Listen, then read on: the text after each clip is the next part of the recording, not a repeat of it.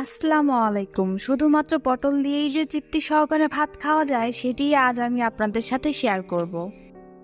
প্রথমে আমি খোসা সহ চিকন করে কেটে রাখা পটলগুলো প্যানে দিয়ে দিব। এরপর পেঁয়াজ কুচি, আস্ত কাঁচামরিচ এবং কিছু রসুনের কোয়া দিয়ে দিব। আর দিয়ে দিব সামান্য পরিমাণে তেল এবং হলুদের গুঁড়ো। আর দিচ্ছি স্বাদমতো লবণ।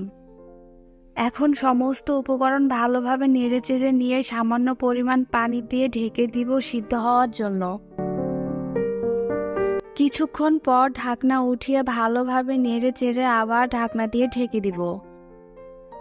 এভাবে কিছুক্ষণ যাওয়ার পর আর ঢাকনা দিয়ে ঢেকে দেওয়ার কোনো প্রয়োজন নেই।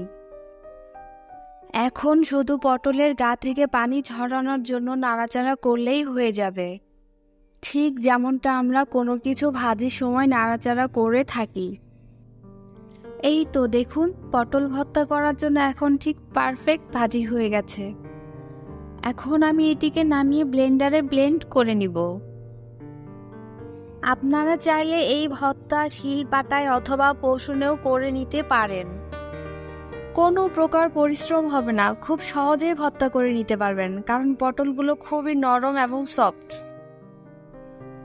এই তো দেখুন, আমার ভর্তা হয়ে গেছে, খেতে কিন্তু খুবই মজা।